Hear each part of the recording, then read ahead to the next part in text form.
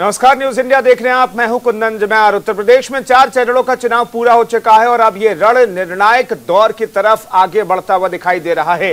राज्य की लड़ाई 5वें चरण तक पहुंच गई है, जहां 12 जिलों की 61 सीटों पर 27 फरवरी को मतदान होना है। 5वें चरण का चुनाव काफी अहम माना जा रहा है, क्योंकि 7 चरणों में से 5वें चरण में ही सबसे ज्यादा 61 सीटें हैं। यही वजह है कि राजनीतिक दल अपनी पूरी ताकत झोंके हुए हैं। एक तरफ जहां इस चरण में भारतीय जनता पार्टी के कई दिग्गज नेताओं ने चुनावी मैदान में उतर करके प्रचार किया, तो दूसरी तरफ समाजवादी पार्टी के लिए भी यह चरण काफी महत्वपूर्ण है। देखना दिलचस्प होगा कि यूपी चुनाव के 5वें चरण की लड़ाई में किसका पलड़ा भारी दिखता है, कौन किस पर हावी होगा। इन सब बातों पर चर्चा करें उससे पहले आपको दिखाते हैं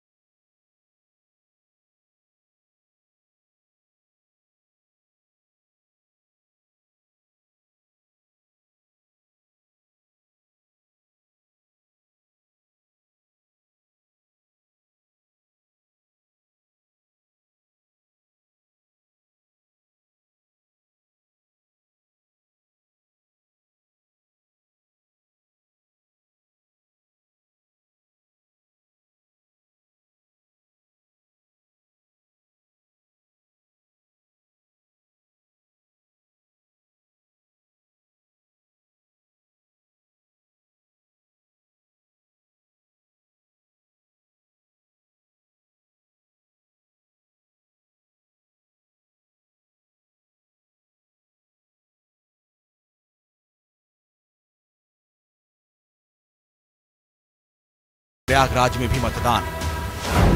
692 उम्मीदवार चुनावी मैदान में आजमा रहे हैं किस्मत।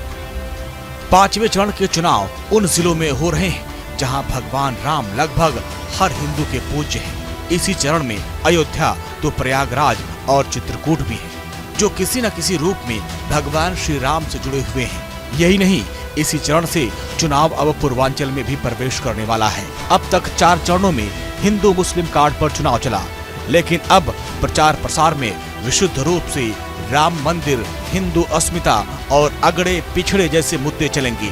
ब्राह्मण वोट की अहमियत दिखेगी तो क्षत्रिय, निषाद, राजभर, कुर्मी, मौर्य जैसी जातियां आगामी चरणों के नतीजे तय करेंगी। 12 से 17 के बीच ये सारा का सारा पैसा, ये सारा का सारा जितना भी पैसा था, ये समाजवादी पार्टी के गुर्गे खा जाते थे।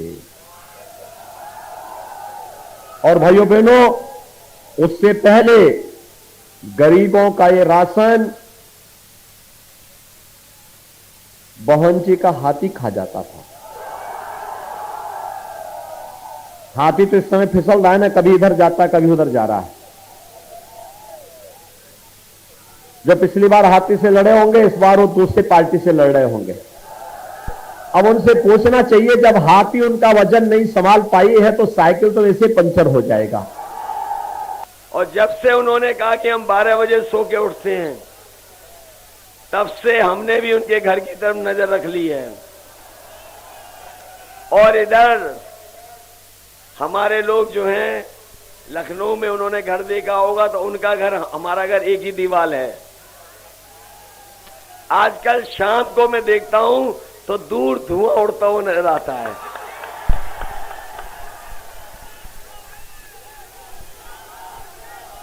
धुआं देख रहा हूं आजकल मैं, मुख्यमंत्री आवास से धुआं निकलता हुआ।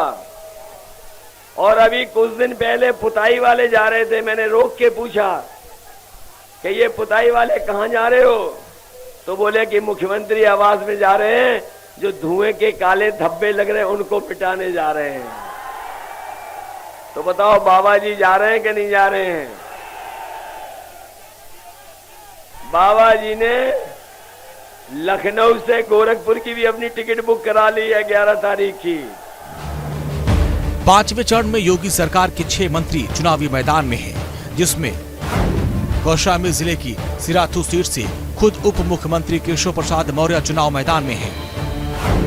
इलाहाबाद पश्चिम से सिद्धार्थनाथ सिंह, इलाहाबाद दक्षिण से नंद गोपाल नंदी, मानकपुर से रमापति शास्त्री और चित्रकूट सदर से चंद्रिका प्रसाद उपाध्याय मैदान में हैं। तो प्रतापगढ़ जिले की कुंडा विधानसभा सीट इस बार भी सबसे हॉट सीट है, जहां से बाहुबली रघुराज प्रताप सिंह उर्फ राजा भैया खुद अपनी पार्टी जनसत्ता दल लोकतांत्रिक से चुनाव लड़ रहे हैं। उत्तर प्रदेश की 403 में से 231 विधानसभा सीटों पर अब तक मतदान हो चुका है। सरकार बनाने के लिए 202 सीटों के जादुई आंकड़े की जरूरत पड़ती है। ऐसे में अब बची हुई 172 सीटों में जो दल जितनी सीट खींच ले जाएगा, उसकी लखनऊ तक लड़ाई आसान हो जाएगी। हालांकि सूबे के बदले हुए सियासी समीकरण में बीजेपी के सामने पिछली बार की तरह नतीजे दोहराना आसान नहीं होगा। वहीं मुख्य विपक्षी दल समाजवादी पार्टी के लिए भी सत्ता का सफर आसान नहीं होने वाला। Bureau report, news India.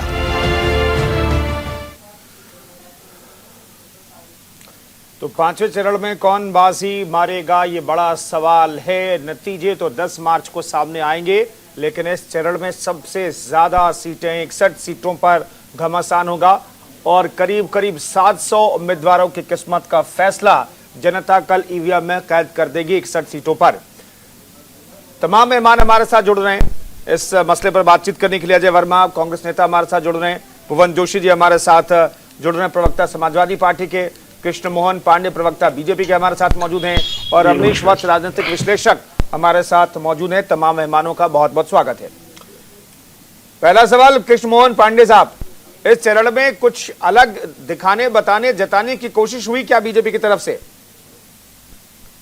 देखिए, 4 चरणों में हमने विजय हासिल कर ली है और 5वें चरण में जो हम अलग करने जा रहे हैं वो अलग ये है कि पिछली बार जितनी सीटें, 2-4 सीटें जो हम हार गए थे, उन सीटों पर भी क्लीन स्वीप करने जा रहे हैं और भारतीय जनता पार्टी की सरकार बनने जा रही है। दूसरी बात, आप देखे होंगे कल 2 दिनों से ऐसे ऐसे बयान आ रहे हैं जिससे ये वो लोग हैं जिनकी अपनी अभी तक जो पहचान छिपा के रखे थे एक राजनीतिक दल के रूप में, अब उनकी पहचान उजागर होने लगी है। ये देश, ये उत्तर प्रदेश राम से, कृष्ण से, बाबा विश्वनाथ से और भारतीय संस्कृति मूल परंपरा से जानी जाती है, परंतु कल आदरणीय उत्तर प्रदेश की पूर्व मुख्यमंत्री की पत्नी ने कहा कि उत्तर प्रदेश में एक मुख्यमंत्री का कौन सा रंग है और जंग का कौन सा रंग होता है। जंग का जो रंग होता है वही उत्तर प्रदेश के मुख्यमंत्री के कपड़े का रंग है, अर्थात उनको भगवा से समस्या है, हिंदू अस्मिता से समस्या है, भारतीय संस्कृति से समस्या है। भगवा जो 4 तपस्या का परिणाम है उससे समस्या है, उत्तर प्रदेश में रहने वाले बहुसंख्यक हिंदुओं से समस्या है। तो ये वही लोग हैं जिनका अभी तक जो कहते थे भाईचारा की बात करेंगे, विकास की बात करेंगे, एकता की बात करेंगे, परंतु चुनाव के 5वें चरण में आते आते इनका जो एक जाति के प्रति, एक धर्म के प्रति, एक संप्रदाय के प्रति जो विशेष लगाव है वो खुलकर सामने आने लगा और ये बताने लगे कि मेरा असली रंग वही है जो दंगाइयों का रंग है, मेरा असली रंग वही है जो अपराधियों का रंग है। और उत्तर प्रदेश में हिंदुओं से हमें वही नफरत है जो 12 से 17 में थी। 5 वर्षों तक हम क्यों भुवन जोशी साहब, और क्या एक खास वर्ग से लगाव और एक खास वर्ग से दुश्मनी है क्या, जैसा कि कृष्ण मोहन पांडे साहब कह रहे हैं? ये इनका राजनीतिक चस्पा है, हमारा चस्पा ऐसा नहीं है। हमारा चस्पा है, हम लोग इस देश के संविधान को मानने वाले लोग हैं, लोकतंत्र को मानने वाले लोग हैं, और हमारा मानना है कि उत्तर प्रदेश में मानने वाला व्यक्ति आपके परिवार का है और मातृशक्ति मिलकर इनका खदेड़ा कर रहे हैं। जहाँ जहाँ इनके कैंडिडेट जा रहे हैं इनका खदेड़ा हो रहा है। जो भगवान इनके परिवार का है कि नहीं, तो 2 शतक हमारे लग चुके हैं 4 चरणों में और निश्चित तौर पे हम बहुमत की ओर आगे बढ़ रहे हैं। और इनकी जो धरातल से जमीन खिसक चुकी है भारतीय जनता पार्टी के, क्योंकि यहाँ के लोग जब जब ये वोट मांगने जा रहे हैं तो कह रहे हैं कि किसानों 700 किसानों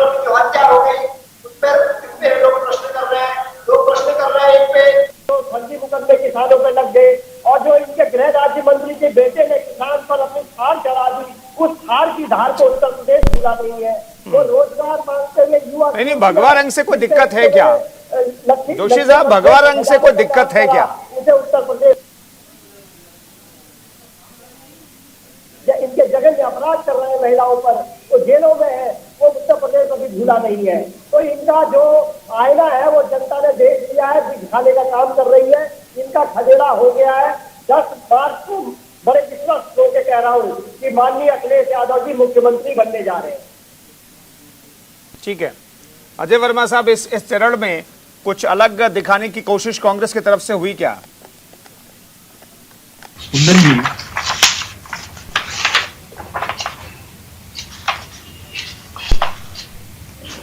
हमारा टारगेट शुरू से महंगाई पर, बेरोजगारी पर, झूठ के खिलाफ, इस प्रदेश की बिगड़ी हुई कानून एंड लॉ एंड ऑर्डर के खिलाफ, महिलाओं की सुरक्षा के फेवर में, और जो हमने 40% हमारे नेता प्रियंका जी ने और हमारे राहुल जी ने जो 40% आरक्षण दिया है महिलाओं के लिए, जो देश की आधी आबादी यानी प्रदेश की वोटरों की आधी आबादी है, तो हम उसी के मुद्दे के तहत लड़ाई लड़ रहे हैं और उसी के ऊपर हम बात कर रहे हैं और उसी के लिए हम कर रहे हैं। हमको इसमें 1 सीट मिले या 400 सीट मिले या 300 मिले या 50 मिले या 200 मिले जी, हमारा मकसद ये है, कांग्रेस पार्टी का मकसद ये है कि लोगों को सस्ते जो काम छोटे वाले व्यापार करते हैं उनको पूर्ण रूप से उनके घर चलाने के लिए कमाई हो। जो कोविड से लोग मर गए थे उनके लिए हम क्या कर सकते हैं वो हमारे मैनिफेस्टो में है। स्कूल के बच्चों की जिनकी पढ़ाई खत्म हो गई थी, शिक्षा के स्तर में सुधार करना, वो हमारे मैनिफेस्टो में है कुंदन जी। देखिए, और सारी चीजें ठीक है, लेकिन जो जरूरत है मूलभूत सुविधाएं, बिजली, पानी, खाना, रोटी, हवा, ये ज्यादा जरूरी है और आने वाले कल में भी इसी को करना पड़ेगा। ठीक है। तो वैसे ही यूक्रेन और रशिया के युद्ध का मामला है, महंगाई कमर तोड़ हो रही है। अब आप आज अनुमान देखिए आरबीआई के उसका कि अगर ये ऐसे ही चला तो हमारे यहाँ महंगाई 2.0 और बढ़ जाएगी। मैं पढ़ रहा था और सारी चीजों में आ रही थी। तो हमारा मकसद ये है कि आने वाले नहीं कहेगा कि ये जो युद्ध हो गया, महंगाई बढ़ गई और इसके पीछे भी किसी का हाथ है। नहीं, देखिए, युद्ध तो जब कोई कहीं किसी चीज की तो इंटरनेशनल पॉलिटिक्स है, ठीक है। महंगाई में पूरे देश को पता है, तो उसके लिए तैयार रहना पड़ेगा, देश को तैयार रहना पड़ेगा। बिल्कुल, देश को तैयार रहना पड़ेगा। अंतर्राष्ट्रीय हालात जो पैदा हुए हैं उसके बाद जो इम्पैक्ट भारतीय इकोनॉमी पर भी पड़ेगा और आखिरकार हमारी और आपकी जेब पर भी पड़ेगा इम्पैक्ट, उसके लिए हमें, आपको और पूरे देश को तैयार रहना पड़ेगा। रमनेश्वर साहब, मैं आपके पास आना चाहता हूं। तैयार तो वोटर्स भी होंगे, अपने माइंड में वो 5 साल, उस 5 साल के पहले के 5 साल और 5 साल के पहले के 5 साल, यानी पिछले 15 साल की यादें वोटर्स के जहन में ताजा हो गई होंगी, क्योंकि जो प्रचार किया गया उसमें एक एक चीज को उठाया गया। तो वोटर्स का मन पढ़ पा रहे हैं क्या आप? बिल्कुल।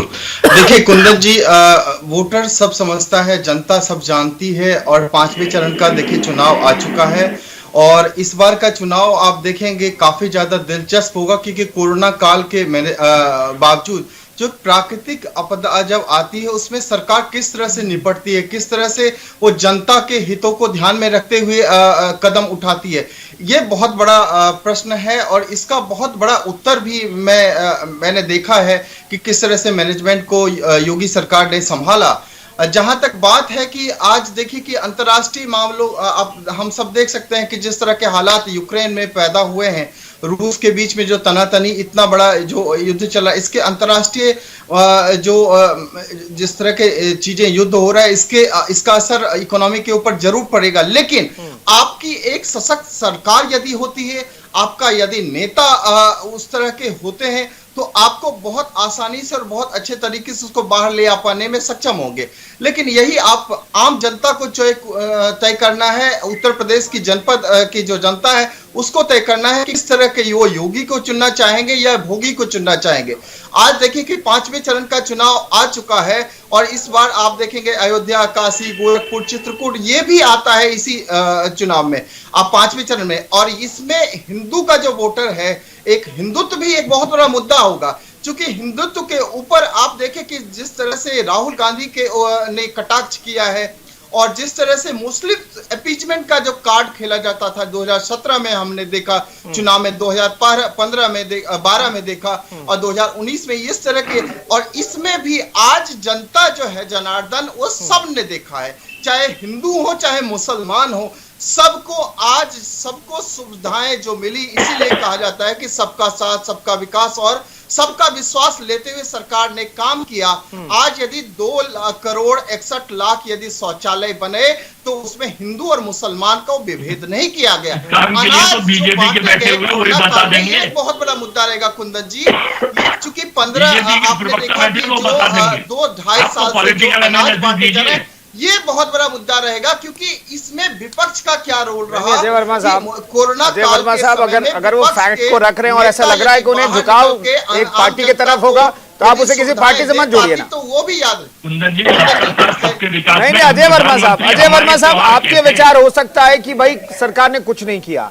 पॉलिटिकल एनालिस्ट के तौर पर वत्स आपको लगता है कि जो लाभार्थी वर्ग का जिक्र बीजेपी बार बार करती है उसका फायदा मिलेगा, ये उनकी सोच है, जनता को तय करने दीजिए। कृष्ण मोहन पांडे साहब, ठीक है, मैं आता हूँ, इसमें हम नहीं पढ़ेंगे वत्स साहब, इसमें नहीं पढ़ेंगे। मैं आपके विचार का रिस्पेक्ट करता हूँ, राजनीतिक विश्लेषक के तौर पर आप कह रहे हैं। कृष्ण मोहन साहब समय कहाँ थे, वत्स साहब का जवाब देने से, ठीक है, ये बड़ा महत्वपूर्ण सवाल है।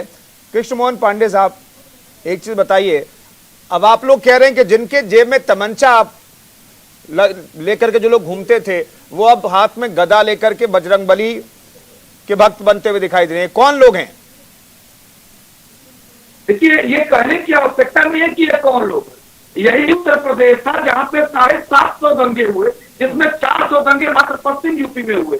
यही उत्तर प्रदेश है जहां पे बेटियां उठा ली जाती थी दिन में और 3 दिन बाद वापस की जाती थी और FIR तक नहीं होती थी। यही उत्तर प्रदेश है जहां हत्याओं का दौर एक बड़े स्तर पे चला। तो यही उत्तर प्रदेश है जहां पश्चिम में लोग शाम को घरों से निकलने से, व्यवसायी अपने घरों से, व्यवसायी अपने घर में सुरक्षित निकलता था, लेकिन दुकान से अपने घर सुरक्षित जाएगा इसकी कोई गारंटी नहीं होती थी। तो सरकार किसकी थी? समाजवादी पार्टी की थी। तो इन अपराधियों को, इन भ्रष्टाचारियों को, इन दंगाइयों को, इन आतंकियों को संरक्षण देने का काम भी सरकारों का काम वो सरकार कर रही थी। और यही उत्तर प्रदेश है, बदला उत्तर प्रदेश, और सारे अपराधी भाग गए उत्तर प्रदेश छोड़कर। यहाँ पे जब 750 दंगे होते थे, 5 वर्षों में किसी की हिम्मत नहीं हुई कि ये ढेला तक उठा सके। तो ये सख्त प्रशासन का काम है, तो ये योगी जी का भाजपा की सरकार है। तो ये स्पष्ट है, ये समाजवादी लोग हैं, ये वही समाजवादी और उनके सहयोगी लोग हैं जो उत्तर प्रदेश में दंगा कराते थे, तलवारें लेके घुमा करते थे, तमंचा लेके घुमा करते थे, और प्रशासन के लोगों को टकरा के बोलते थे कि तुम लोग तनखैया लोग हो, जूते साफ करने का काम करते हो। ये वो IAS जो बंद कमरों में कितनी मेहनत से IAS बनते हैं, उनको ठीक है, भगवंत जोशी साहब से जवाब देते हैं। जोशी साहब, ऐसा है क्या अब आप लोगों ने भी गदा उठा लिया है क्या? तय कर लिया, इनको हटाया। अब सुन लेते पांडे साहब, सुन लेते जोशी साहब। पत्रकारिता के लिए, और दूसरा तौर पे मैं आशा करूंगा हमारे जो राजनीतिक विश्लेषक हमारे मित्र बैठे हैं कि वो राजनीतिक विश्लेषण करें, ताकि भारतीय जनता पार्टी के स्पोक्सपर्सन की तरह बात करें। और दूसरा मैं कहना चाहता हूँ, आज जो 5 साल का हिसाब देना है वो भारतीय जनता पार्टी को देना है, समाजवादी पार्टी को नहीं देना। हम लोग अपने आप सर्टिफिकेट मोदी जी की तरह बात लोगे, डिग्री का ही पता नहीं है उनकी का। साथ साथ उन मातृशक्ति के लिए जिनके ऊपर व्याभिचार, अत्याचार, दुराचार, चाहे आप देखिए घटना देख लीजिए आप, इनके जो विधायक है वो जेल में है। नहीं, गदा उठाया कि नहीं आप लोगों ने? जैसा कि मुख्यमंत्री कह रहे हैं कि आप लोगों ने भी गदा उठा लिया। मत करिए, हम लोग विपक्ष में प्रश्न हम करेंगे आपसे, उत्तर प्रदेश प्रश्न कर रहा है आपसे। नहीं, मैंने तो सिर्फ इतना पूछा कि गदा आप लोगों ने भी उठा लिया क्या? मुख्यमंत्री हर सभा में कह रहे हैं कि अब आप लोग भी गदा उठा करके चल रहे हैं। हमारा जो विचार है समाजवादी विचार है, हम हर धर्म का आदर करते हैं। हमारा सोच है कि हर धर्म, हर जाति, राम मंदिर में दर्शन कर रहे क्यों नहीं है? सभी के लिए यदि हर धर्म का सम्मान करते हैं तो नहीं, हर धर्म का सम्मान करते हैं तो भगवा वस्त्र को लेकर के क्यों आपकी नेता ने बयान दिया? उस पर मैंने सीधा सवाल पूछा, आपने गोलमोल जवाब दे दिया। दुर्भाग्यपूर्ण। पहला सवाल कृष्ण मोहन पांडे ने भी यही उठाया कि भगवा वस्त्र को लेकर के दरअसल समाजवादी पार्टी की सोच क्या है, विचारधारा क्या है, बता दीजिए। मैंने भी वो सवाल लिया आपसे। यादव जी के बयान को आपने भी पढ़ा, मैंने भी पढ़ा, पूरे देश में देखा है। इनकी आवाज नहीं आ रही, कहाँ चली गई? विकास के इंजन आज आपके टीवी में कुछ प्रॉब्लम है। जंग को हमें साफ करना है और जंग का रंग कौन सा होता है? वो जो उत्तर प्रदेश का मुख्यमंत्री कहते हैं वो जंग का रंग होता है। ये आपके आदरणीय पूर्व मुख्यमंत्री की पत्नी जी प्रधानमंत्री ने कहा, शायद आप ठीक से नहीं बोल पाए क्योंकि आप ये नहीं सुनेंगे। अभी एक बात कोई दूसरा किसी दूसरे ने कही जाती तो आप उसको अलग करेंगे लेते, क्योंकि आपको भारतीय संस्कृति, भारतीय मूल्य परंपरा, किसी संत का और उत्तर प्रदेश में हिंदुओं का सम्मान करना आपको आता नहीं है। उत्तर प्रदेश के 80% हिंदुओं के आस्था को ठुकराकर 100% के लोगों का वोट लेना है, इसलिए आप ये कार्य करते हैं। तो आपको पता है कि भगवान राम के मंदिर में जाएगा दर्शन कर रहे तो एक जाति विशेष, एक संप्रदाय विशेष आपको नाराज हो जाएगा। और यही आपकी स्ट्रेटजी है, बांटो और राज करो। और उत्तर प्रदेश की जनता ने विकास की एक नई परिपाटी जो यदि हमने 56 लाख आवास दिए तो उसमें किसी का बंटवारा नहीं किया, यदि हमने घोषणा दिए तो बंटवारा नहीं किया, हमने 44 मेडिकल कॉलेज बनवाए तो बंटवारा नहीं किया, हमने 6 विश्वविद्यालय बनवाए तो बंटवारा नहीं किया, हमने 5 ठीक है, मैं आ रहा हूँ, थोड़ा सुन लेते हैं ना वर्मा साहब। सिर्फ आप बोलते रहेंगे तो ये भी सही नहीं लगेगा ना, बाकियों को भी सुन लेते हैं, बाकियों को भी सुन लेते हैं। राजनीतिक विश्लेषक को भी आप नहीं सुनना चाहते हैं, उन्हें भी आप किसी पार्टी का प्रवक्ता आप करार दे रहे हैं, तो ये सही नहीं है ना। वर्मा साहब, आपकी सोच अलग हो सकती है, राजनीतिक विश्लेषक की सोच अलग हो सकती है। आप किसी नहीं, आप किसी की सोच नहीं बदल सकते ना सर, वो राजनीतिक विश्लेषक के तौर पर है, आप उनका सम्मान कीजिए। आप कांग्रेस के नेता, हम आपका सम्मान कर रहे हैं। राहुल गांधी की सोच बदलिए, कांग्रेस की जो आज परिणति है राहुल गांधी के कारण है। यदि इनको बदलाव भी करना है तो अपने शीर्ष नेताओं को बदलाव करें। कांग्रेस तो धर्म की राजनीति नहीं करे वर्मा साहब, उनके विचारों को बदलें। वत्स ठीक है, कांग्रेस तो किसी धर्म की राजनीति नहीं कर रही है ना। नहीं, देखिए कुंदन जी, मैं कुछ फैक्ट्स पे बात कर लूं। प्रधानमंत्री नहीं, मैंने जो सवाल पूछा उसका जवाब दे लीजिए, फिर फैक्ट रख लीजिए आप। क्या सवाल पूछा आपने? मैंने कहा धर्म की राजनीति कांग्रेस तो नहीं कर रही है ना। नहीं, हम लोग जो है सबका साथ सबके विकास का चरितार्थ करते हैं, इनकी तरह झूठ नहीं बोलते। कैसे? एक्चुअली में होता क्या है, संवैधानिक पद पे बैठे प्रधानमंत्री अभी बहराइच की जनसभा में कह रहे थे 4 दिन पहले, हमारे त्योहार, ये देश में सबके त्योहार होते हैं, हमारे त्योहार होते हैं। बांटने का काम ना करें इस देश को। आप कोई किसी दल के नेता नहीं है, प्रधानमंत्री पूरे देश और का होता है। अजय वर्मा जी, आपको नहीं पता है, हम वो सभी लोगों के साथ होता है। हम किसी मैं का संबोधन नहीं है, हम का संबोधन वो पूरे समाज को। वत्स साहब थोड़ा वेट कीजिए ना, मैं आपके पास आऊंगा। नहीं, इनको जानकारी होनी चाहिए। हम जो शब्द है वो पूरे समाज को जोड़ता है, ना कि उस उन्होंने मैं ठीक है। अजय वर्मा साहब, क्या प्रधानमंत्री ने कहा हिंदुओं का त्योहार जो हमारा त्योहार, ऐसा कहा क्या अजय वर्मा साहब? प्रधानमंत्री का वो भाषण मैंने सुना नहीं, इसलिए मैं आपसे जानना चाहता हूँ, क्या प्रधानमंत्री ने कहा कि हिंदुओं का त्योहार हमारा त्योहार? 80% जो वोट ठीक लोग कहते हैं, इन्हें 2017 में 39 या 47% वोट मिले थे। झूठ बोलने की आदत है। एक्चुअली में लोग सीडी ले आते हैं, IT सेल्स है, उसमें सुबह से शाम तक झूठ बोलो, झूठ दिखाओ, झूठ उगाओ, झूठ ही खाओ। और इनके 6-7 अनुवांशिक संगठन के लोग हैं जो इधर उधर कोई राजनीतिक विशेषज्ञ के रूप में बैठ जाता है, कोई पॉलिटिकल एनालिसिस्ट, कोई किसी सभा का मेंबर। अजय वर्मा जी, आपके पास तथ्य और तर्क ना है, यदि आपके पास तथ्य और तर्क ना हो तो आप अपनी तर्क की बात करें। आप अपने कांग्रेस की विचारधारा मानिए। आपसे मैं अजय वर्मा साहब, आप सिर्फ देखिए, संवैधानिक संस्थाओं का सम्मान करना चाहिए, आम लोगों का सम्मान करना चाहिए, राजनीतिक विश्लेषण का भी सम्मान कीजिए। राजनीतिक विश्लेषक इस पैनल में, वो राजनीतिक विश्लेषक के तौर पर है। आप अगर उन्हें दूसरे चश्मे से देखते हैं तो आपकी दिक्कत हो सकती है। ठीक है, तमाम मेहमान हमारे साथ जुड़े हुए हैं, बने हुए हैं, चर्चा को जारी रखेंगे। 61 सीटों पर 12 जिलों में वोटिंग होगी कल। हमारी आपसे अपील है, न्यूज इंडिया की आपसे अपील है कि लोग अपने घरों से निकले और 5 साल के बाद आपको अपनी सरकार चुनने का जो मौका मिला है, अपने भविष्य, अपने बच्चों के भविष्य चुनने का जो मौका मिला है, इस मौके को हाथ से नहीं जाने दीजिए और जरूर वोट कीजिए। उत्तर प्रदेश में चुनावी बयार बह रही है और 5वें चरण की बारी है। इस चरण में किसकी बयार बह रही है, यह हम समझने जानने की कोशिश कर रहे हैं।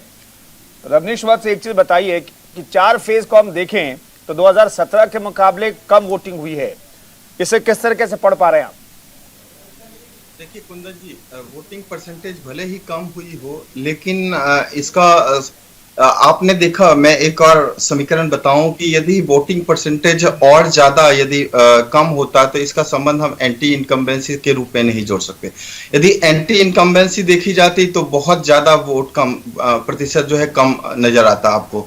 लेकिन फिर दूसरी तरफ आप देख रहे हैं कि जितने भी आप देखिए पिछले समीकरण को हम उठा लेते हैं तो 60 में से 50 सीट जो बीजेपी को गई थी, और ये समीकरण अभी और ज्यादा आप देखेंगे बीजेपी की तरफ आगे बढ़ने आपको दिखेगा कि आप देख रहे हैं कि जिस तरह के नेतृत्व की जरूरत है आज उत्तर प्रदेश में। हमने देखा है कि अभी यूक्रेन और रशिया का जो मामला चल रहा है, इसमें यदि आपका नेतृत्व सही हो, एक अच्छा नेता हो, एक अच्छे लीडरशिप हो में यदि आपके जनपद उत्तर प्रदेश यदि जनपद उसके हाथों में हो, तो इसके लिए आम जनता है काफी ज्यादा अपने आप को सुरक्षित मानती है। और यही बीजेपी का देखिए सबसे बड़ा जो कहें तो लॉ एंड ऑर्डर, महिला सुरक्षा जो है ये बहुत बड़ा मुद्दा था। और इसी वजह से देखिए कि बीजेपी को आप इस बार भी आप देंगे कि 5वें चरण का जो चुनाव है खास करके अवध में जो होने जा रहा है, तो अवध वाला जो चुनाव है, और अवध में खास करके आप देखिए कि काशी भी है, इसमें आप गोरखपुर को आप देख सकते हैं, और आप ये इनका जो रायबरेली जहां पे बीजेपी ने कांग्रेस ने अपना अस्तित्व खो चुका है, आप देखिए अमेठी, आप अजय वर्मा जी सामने हैं, अजय वर्मा जी के चेहरे से अजय वर्मा जी के चेहरे से ही पता चल सकता है, अजय वर्मा जी के चेहरे से ही पता चल जाता है। आपका असेसमेंट जो है 30 से 40 व्हाट्सएप आपका असेसमेंट जो है विपक्ष को हजम नहीं हो रहा है, कांग्रेस पार्टी विपक्ष को हजम नहीं हो रहा है। उत्तर ठीक है प्रदेश से पांडे साहब मुझे ये बताइए, जो वोटिंग परसेंटेज हर फेज में 2%, 3% जो कम है, आप देख सकते हैं, इसको आप लोग कैसे देख रहे हैं, तनाव जो आप कैसे असेस कर रहे हैं?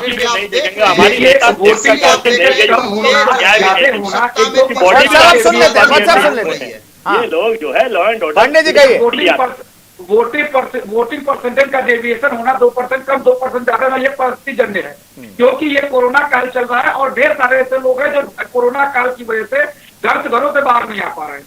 तो इसको यदि किसी, हम ये देखते हैं कि किसी दल पे, वो समाजवादी हो, कांग्रेस हो या भाजपा हो, किसी पर प्रभाव डालता है, ये कोई बहुत विषय नहीं है, क्योंकि भारतीय जनता पार्टी ने पूर्व में भी अपने अनुभव को शेयर किया है, देखा है कि परसेंटेज जैसे जैसे बहुत ज्यादा बढ़ता था जब कोरोना काल नहीं था, तो भारतीय जनता पार्टी के पक्ष में होता था। परंतु इस बार का जो चुनाव हो रहा है, ये मुद्दों का चुनाव है, विकास का चुनाव है, आम जनता का जो समाज के अंतिम पैदार पर खड़ी जनता है, जिसने अपने आज तक जीवन भर में कोई सुविधाओं का लाभ नहीं लिया है, परंतु वर्तमान सरकार ने, हमने उनको बिजली दिया है, भोजन दिया है। नहीं तो उन लोगों को तो आना चाहिए था ना सामने, पांडे साहब, उन लोगों को तो सामने आना चाहिए था ना, जिन्हें आपने लाभार्थी बनाया है, उनको तो वोट करने आना चाहिए। अगर वो वोट करने आ रहे हैं तो वोटिंग परसेंटेज पिछले बार के मुकाबले कम क्यों है?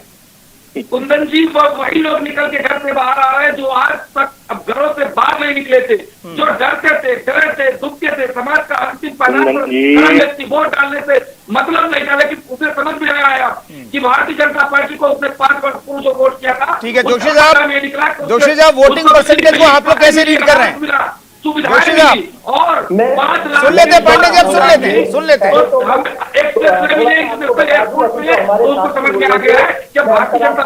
पांडे जी सुन लेते हैं जोशी जी को, क्योंकि ये बहुत जिम्मेदार चैनल है आपका। तो हमारे जो बच्चे पढ़ रहे हैं, लॉ पढ़ रहे हैं, इंटरनेशनल रिलेशन पढ़ रहे हैं, क्योंकि मैं इंटरनेशनल रिलेशन पढ़ता हूँ, तो इन्होंने अभी शब्द कहे हमारे बिजनेस विश्लेषक साहब ने, इन्होंने कहा कि यूक्रेन का जो असर है वो यूपी के चुनाव से जोड़ रहे हैं।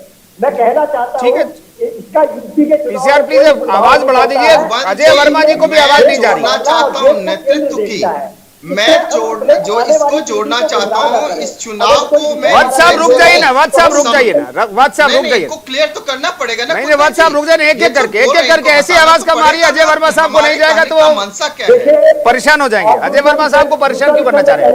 अजय वर्मा साहब को आवाज आनी चाहिए। जोशी साहब बात खत्म कीजिए। क्या उसका कोई असर इसमें नहीं पड़ता है, और ये केवल गुमराह करने वाली बात है, क्योंकि आने वाले, क्योंकि हम इंटरनेशनल रिलेशन पढ़ते भी हैं, पढ़ाते भी हैं, तो इसलिए मैं आपसे कहना चाहता हूँ इस तरह की आप उसी संदर्भ में हम जोशी जी आपकी आवाज कमी आ रही है अभी तक। कहा कि वोट पड़ने का समीकरण का मैं आपसे निश्चित आपकी आवाज हम ठीक करवाने की कोशिश करते हैं, आपकी आवाज बहुत कम आ रही है। अजय वर्मा जी को भी आवाज शायद नहीं पहुंच रही है आपकी, मुझे भी नहीं मिल रही है, तो आपकी आवाज ठीक करवाने की कोशिश करते हैं। वर्मा साहब, ये वोटिंग परसेंटेज कब होना क्या सरकार के लिए राहत वाली बात है? परसेंटेज कितना हो कैसे हो, लेकिन जो एनालिसिस है इन 4 चरणों पर 5 चरणों पर, बीजेपी को यहाँ केवल किसान के मुद्दों पर, बेरोजगारी के मुद्दे पर, महंगाई के मुद्दे पर, सरसों के तेल, पेट्रोल, डीजल, इन सब के मुद्दे पर इन अब तक के 4 चरणों में इनकी 50-60 सीट आ रही है जो लोग बता रहे हैं। बाकी सीट हमको मिले या और पार्टियों को मिले वो मुद्दा नहीं है। मुद्दा ये है कि वो मुद्दा ये है हम कांग्रेस को कितनी सीटें आएगी वर्मा साहब? हम सरकार बनाए, वोटर साइलेंट है। देखिए वोटर चुप है क्यों? क्योंकि पता है कि बाबा ठोक देंगे, बाबा ठोक देंगे कहते हैं। भैया सुन लो मोदी जी को ठीक है, जोशी जी को फिर सुन लीजिए। जोशी जी की अगर आवाज आ रही, जोशी जी कहिए।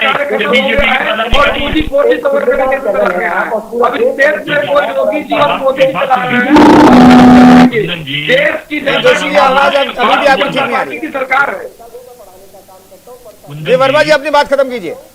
बाबा साहब ने ये कहा था कि अपराधियां तो जेल में है, अभी उन्हें ठोक। अब एक बात बताइए, कितनी निंदनीय चीफ मिनिस्टर बात कहते हैं कि हमारी सरकार में 5,000 बलात्कार हुए, हमारी सरकार में 4,900 नहीं साहब, एक एक करके सुनिए। जोशी जी, वर्मा साहब, पांडे जी और वत्स साहब, दरअसल नेटवर्क का इश्यू है कहीं पर। अजय वर्मा आपके नेटवर्क में प्रॉब्लम है और जोशी जी के नेटवर्क में प्रॉब्लम है। एक एक करके बोलिएगा तो दर्शक सुन पाएंगे, माइंड मेकअप कर पाएंगे, एक परसेप्शन डेवलप कर पाएंगे कि कल किसे वोट डालना है, ठीक है, और आगे के चरणों के लिए किसे वोट डालना है। तो एक एक करके बोलिएगा तो ज्यादा बेहतर रहेगा। टाइम सबको मैं बराबर देने की कोशिश करता हूं। अजय वर्मा साहब अपनी बात खत्म कीजिए, मैं जोशी जी के पास जाना चाहूंगा। उसके बाद बीजेपी की सरकार जब आई थी तो बाबा ने ये कहा था कि हम अपराध मुक्त 90 दिन में कर देंगे, गड्ढा मुक्त कर देंगे, बिजली युक्त कर देंगे। 5.25 साल बाद ये पता है क्या कह रहे हैं? आपको तो 0 कर देना चाहिए था, क्योंकि लोगों ने आपको स्वीकारा था। ये कह रहे कि सपा की सरकार में 5500 मुकदमे दर्ज हुए या 5500 हत्या में, हमारी में 45। अपराध मुक्त करना के 90 दिन में संभव है वर्मा साहब। अपराध को लेकर के जब जिक्र होता है, जोशी जी ठीक है, अब सुन लेते हैं जोशी जी अपराध के मामले पर आपको घेरने की बार बार कोशिश होती है, बार बार ये कोशिश होती है कि देखिए समाजवादी पार्टी के सरकार में गुंडा राज था, वहां पर महिलाएं सुरक्षित नहीं थी। क्या इस मसले पर समाजवादी पार्टी को सबसे ज्यादा डेंट लगा होगा? जोशी साहब मेरा सवाल अब पूरा हो गया है, अब बोल लीजिए ना, मेरा सवाल सुन लीजिए, उसके बाद बोलिए। जोशी मैं कहना चाहता हूँ आजाद भारत में केवल माननीय अखिलेश यादव ही एकमात्र ऐसे नेता है जिन्होंने कहा है कानून का पालन ना करें। ऐसे कहने के लिए हिम्मत चाहिए, और हिम्मत ना तो हमारे विपक्षियों में है ना भारतीय जनता पार्टी के नेताओं में है। तो मैं कहना चाहता हूँ, उन्होंने कहा कि हमें वोट भी ना करें वो लोग जो कानून का पालन ना करें। इससे बड़ी बात कौन कह सकता है? और दूसरी विषय में कह रहा हूँ, विपक्ष के लोग नहीं जोशी जी ये दिखाता भी है ना कि आपके जो सपोर्टर हैं वो कानून को मानने वाले नहीं है। जो बीजेपी कहती रही, ये बयान जब आप देते हैं कि कानून को तोड़ने वाले हमें वोट ना करें, तो ये भी तो संकेत है इसमें। अब जोशी जी बात खत्म कीजिए। ये भारतीय जनता पार्टी के लोग जब गृह राज्य मंत्री का बेटा अहंकार में किसानों में थाप चढ़ा देगा, ये कौन सा कानून का पालन करते हैं? मुझे बता दीजिए। जब इनके सैगल जी विधायक होके एक महिला का रेप में जेल में बंद है, ये कौन सा कानून का पालन है? ये बता दीजिए। इनके चिड़ियागंज जी को पूरे देश ने देखा है, ये कौन सा कानून पालन? व्यापारी की दिन दहाड़े वर्दीधारी हत्या कर देते हैं, ये कौन सा कानून का पालन है? ये कानून का पालन हमें ना सिखाए भारतीय जनता पार्टी ने।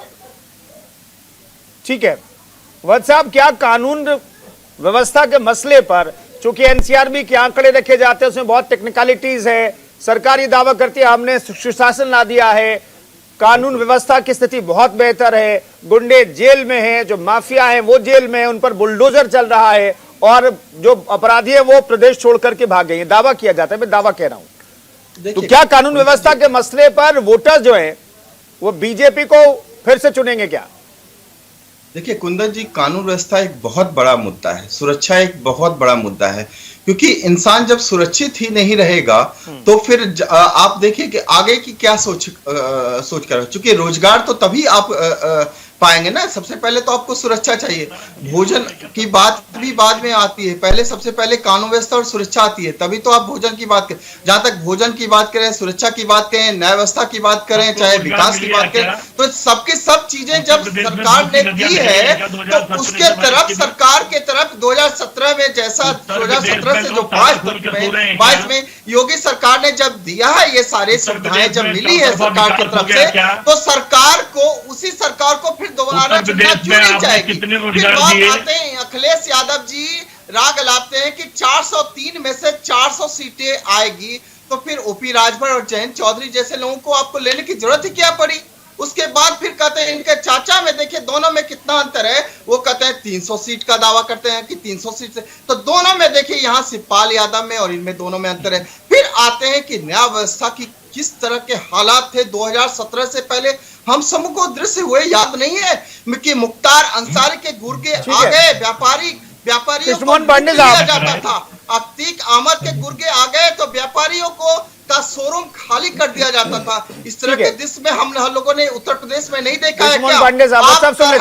कुंदन जी, मैं एक चीज और कोट करना चाहूंगा। करहल में बीजेपी का जिलाध्यक्ष आपका टीवी डिबेट पे नहीं आ पाया। इस तरह की गुंडई अभी भी, जबकि बीजेपी की सरकार है, उसके बावजूद भी उनकी गुंडई इस तरह से चलती है। आप उनके जनपद, उनके आप प्रदेश, आप जाइए रमनीश वत्सल का ये अपना असेसमेंट है। उससे कृष्णमोहन पांडे साहब, क्या कानून व्यवस्था के मसले पर वोटर्स आपको फिर से चुनेंगे? क्योंकि कानून व्यवस्था का मसला कोई भी आपका स्टार प्रचारक रहा हो वो जरूर उठाता है, उसका जिक्र जरूर करता है। तो क्या लगता है कि कानून व्यवस्था की स्थिति पहले के मुकाबले बहुत बेहतर है? और कानून व्यवस्था चूंकि आपने बेहतर की तो आपको उत्तर प्रदेश की जनता चुन रही है। देखिए कुंदन जी, कानून व्यवस्था की बात को आप सिर्फ एक सुरक्षा के दृष्टि से नहीं देख सकते हैं, इसको एक ब्रॉड एस्पेक्ट में आप देखेंगे। यदि कोई भी प्रदेश में यदि रोजगार उत्पन्न करने होंगे तो इन्वेस्टमेंट लाने होंगे, और इन्वेस्टमेंट तभी आता है जब सुरक्षित माहौल दे सकते हैं, और सुरक्षित माहौल तभी दे सकते हैं जब आप अपनी प्रशासनिक व्यवस्था को मजबूत करें। और उस प्रशासनिक व्यवस्था को मजबूत करने के लिए आपको इंफ्रास्ट्रक्चर, रोड के इंफ्रास्ट्रक्चर को मजबूत करना होगा। तो ओवरऑल जब एक सुरक्षा की बात करते हैं तो पूरे विकास के प्राधिकरण को आपको देखना पड़ेगा। तो इस दृष्टि से उत्तर प्रदेश में सबसे पहले बाबा ने अपराधियों पर लगाम कसने का काम किया। जब लगाम अपराधियों पर कसा तो उत्तर प्रदेश वही राज्य था जहां जो बीमारू राज्य क्या आया था, जहां पे 5 वर्षों में मात्र 1.5 लाख करोड़ का इन्वेस्टमेंट आया था। परंतु 5 वर्षों के बाद जब उत्तर प्रदेश में 10 लाख करोड़ का इन्वेस्टमेंट आया, जो महाराष्ट्र के बाद से दूसरा सबसे बड़ा इन्वेस्टमेंट राज्य बना, और 3 लाख करोड़ की परियोजना चालू कर दी, तो उससे एक बहुत बड़ा रोजगार उत्पन्न हुआ। और ये रोजगार वो है जो हमने वादा किया है कि हर एक परिवार को, एक एक व्यक्ति को रोजगार देंगे। तो ये उसी परिदृश्य का एक नतीजा है। तो आप यदि प्रशासन व्यवस्था को देखते हैं और पुलिसिंग को देखते हैं तो आपको बेहतर एक उत्तर प्रदेश का एक परिदृश्य नजर आता है और विकसित उत्तर प्रदेश दिखेगा। इन सबके मूल में प्रशासनिक और सुरक्षा व्यवस्था है। ठीक है, जोशी साहब मुस्कुरा भी रहे हैं। जोशी साहब, 3 लाख करोड़ का जो इन्वेस्टमेंट है वो ग्राउंड पर है, ये बीजेपी दावा करती है, वो दिखाई देता है आप लोगों को? ये नहीं,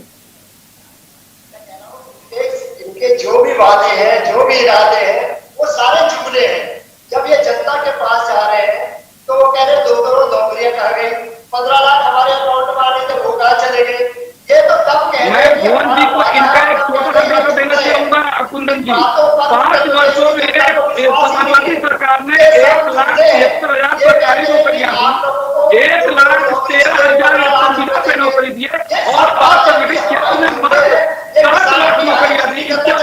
भारतीय जनता पार्टी ने 5 वर्षों में, जिसमें 2 साल कोरोना काल रहा, हमने 4 लाख 48,000 सरकारी नौकरियां दी, 5 लाख हमने संविदा पर नौकरी दी, और रिकॉर्ड 42 लाख असंगठित क्षेत्रों में हमने नौकरियां दी है, रोजगार दिए हैं। तो ये उत्तर प्रदेश का बड़ा प्रदेश, एक बड़ा रोजगार का सेटअप तैयार हुआ है। और ये वो लोग कहते हैं जो उत्तर प्रदेश में IT सेक्टर मतलब इनकम फ्रॉम टेरर, अपराध की इंडस्ट्री लगाकर, जो कट्टा दिखाकर अपराधियों का पैसा वसूल कर एक इंडस्ट्री उगा रहे थे, ये वो लोग रोजगार की बात करते हैं तो बड़ा हास्यास्पद होता है।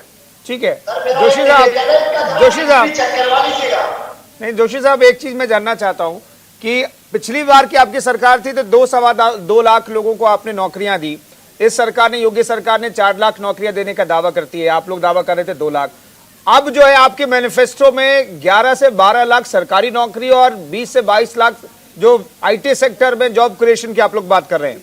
तो पिछली सरकार में आप 2 लाख के आसपास नौकरी दे पाते हैं, इस बार ऐसा क्या हो जाएगा कि वो 2 लाख नौकरी जो है 12 लाख नौकरी में तब्दील हो जाएगी?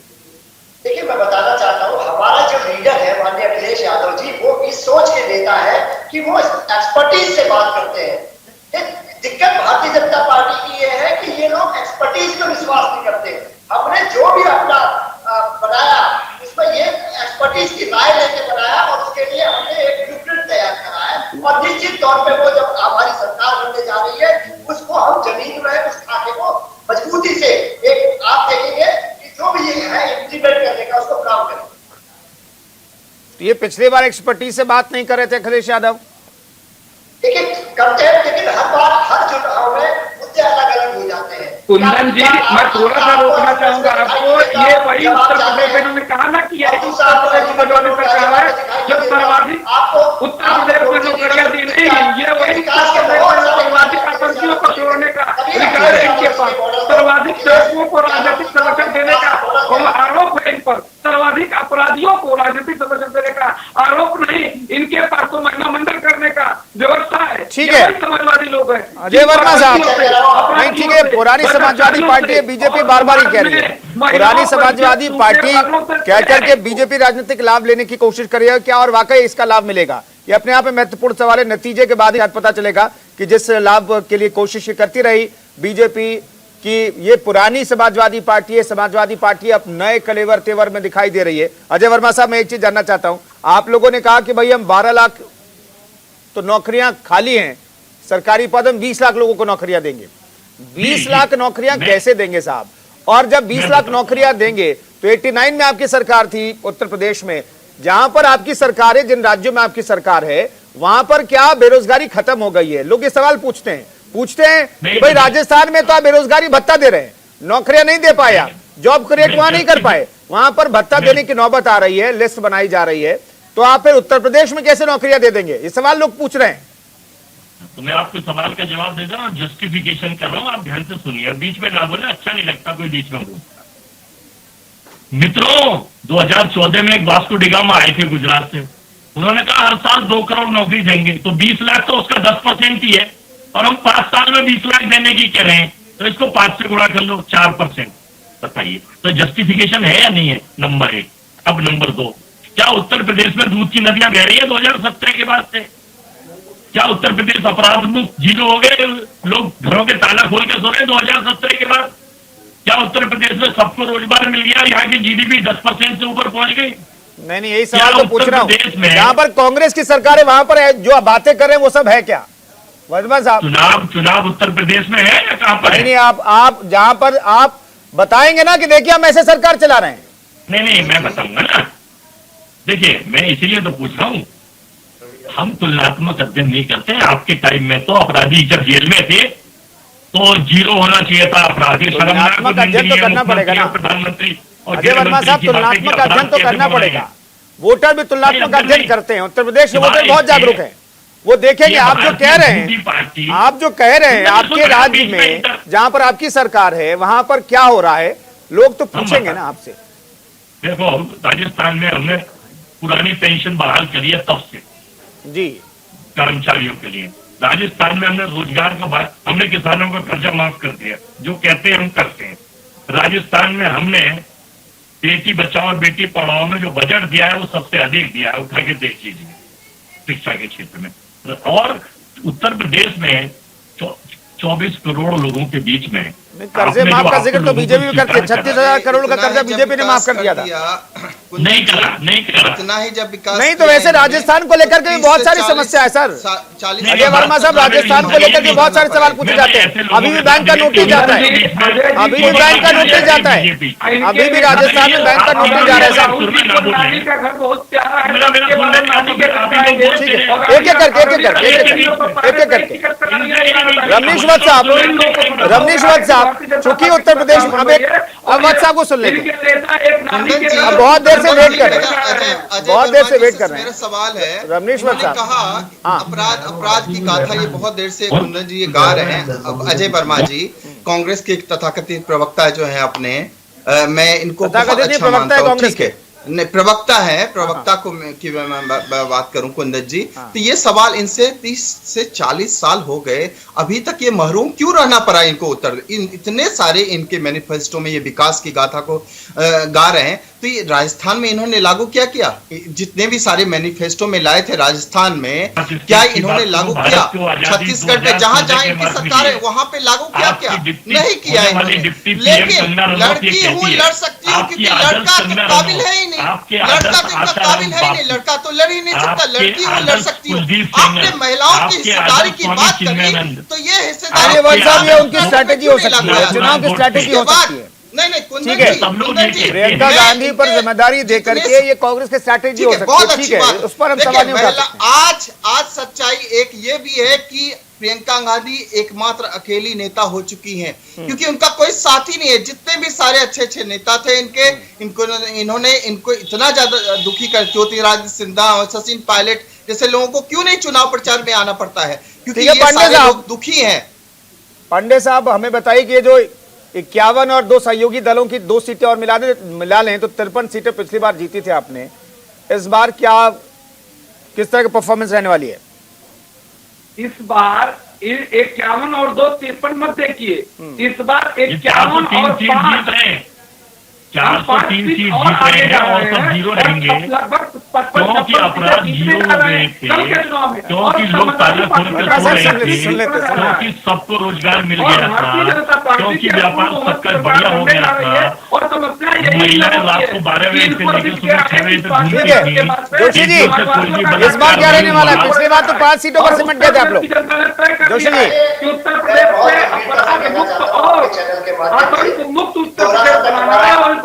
अब सुन लेते पांडे साहब, उत्तर प्रदेश से पांडे साहब सुन लेते हैं। ठीक है, आपने कहा पिछले बार के मुकाबले ज्यादा सीटें जीतेंगे। अब जोशी जी को सुन लेते हैं। जोशी जी, पिछले बार तो 2 लड़के चुनाव में थे, कांग्रेस के साथ चुनाव लड़कर के भी आप लोग 5 सीटें जीत पाए। कांग्रेस तो इस बार अलग है, कितनी सीटें जीतेंगे? देखिए, मैं बहुत गंभीरता से कहना चाहता हूँ, उत्तर प्रदेश की महान जनता ने समाजवादी पार्टी के नेता अखिलेश यादव जी को आशीर्वाद दोहरा शतक का दे दिया है 4 चरणों में। और अब निश्चित तौर पे हम लोग जो चुनाव होने वाला जा रहा है 5वां चरण, इसमें हमारी सरकार बनने जा रही है। तो निश्चित तौर पे हमारे साथी भारतीय जनता पार्टी वाले क्योंकि हम बुलाइएगा 10 मार्च को, हम इनको समाजवादी आवाज बिल्कुल नहीं आती 2 लोगों की। नहीं, बिल्कुल 10 तारीख को सारे लोग यही बैठेंगे, 10 तारीख को फिर से चर्चा करेंगे। सारे लोग हम चर्चा करेंगे 10 तारीख को भी। जिन्ना का जिन्न लाना पड़ता है। भगवान रंग को क्यों ये गाली देते हैं? भगवान राम को बताइए, भगवान राम नहीं भाई, किसने टिकट कटा दिया 11 तारीख को? आप बताइए, उनके ध्वज का रंग है। किसने टिकट कटा दिया 11 तारीख का? वर्मा साहब, वर्मा साहब 11 तारीख का टिकट किसका कहाँ कटा हुआ है? लेकिन भुवन जी के भैया और भुवन जी दोनों लोगों ने लंदन का टिकट कटा लिया है। ये मार्केट में वायरल हो रहा है। अब ये लोग लंदन में बिठाए खाएंगे भारतीय जनता पार्टी के जीत का। जोशी जी कुछ कहना चाह रहे हैं? जोशी जी कहिए, टिकट किसका कहाँ कटा हुआ है? हमारे भारतीय जनता पार्टी के जो मित्र हैं, इनका बीपी चेक कराने की आवश्यकता है, क्योंकि ये हमारे मित्र हैं बहुत अच्छे वाले, लेकिन ये आज बीपी इनका बढ़ा हुआ है। किसी का नहीं बढ़ना चाहिए। अजय वर्मा जी को सुन लेते हैं। वर्मा जी कहिए, किसका कहाँ का टिकट कटा हुआ है? क्योंकि टिकट कटवाने की बात बहुत हो रही है। देखिए, भगवान श्री राम का मंदिर सुप्रीम कोर्ट के आदेश से बना। सबके घर में राम और सबके दिल में राम रहते हैं। एक्चुअली में ये नाथुराम वाले राम की पुजारी है। अरे महाराज, के लोग आप ही के नेता कपिल सिब्बल है, आप ही के काफी नेता थे ना कपिल सिब्बल है। अरे नहीं, ये इन्होंने भगवान राम की बात करी तो इनको ये भी याद होगा ना, इन्होंने तो काल्पनिक बता दिया था भगवान राम बीजेपी के पदाधिकारी नहीं है, आज भी पदाधिकारी है, कांग्रेस के नेता बताया था ना काल्पनिक है कि जब कांग्रेस पार्टी के लोग, अरे आप तो भगवान राम को अयोध्या में है ही नहीं, भगवान राम काल्पनिक है। चलिए, आप भी नेता कपिल सिब्बल थे। चलिए, बहुत बहुत शुक्रिया तमाम मेहमानों का, बहुत बहुत शुक्रिया इस चर्चा में शरीक होने के लिए। अजय वर्मा साहब, भुवन जी, कृष्णमोहन जी, रमनीश वत्स साहब, बहुत बहुत शुक्रिया चर्चा में शरीक होने के लिए। तो कल 61 सीटों पर वोटिंग होगी। न्यूज इंडिया सीधे आपसे अपील करना चाहता है कि आपके इलाके में अगर वोटिंग है, आपके विधानसभा क्षेत्र में वोटिंग है, तो सारे काम छोड़ करके वोटिंग जरूर कीजिए, क्योंकि 5 साल के बाद आपको अपनी पसंद की सरकार चुनने का मौका मिलता है और मिला है। तो जरूर वोट करने के लिए पोलिंग स्टेशन तक जाइए।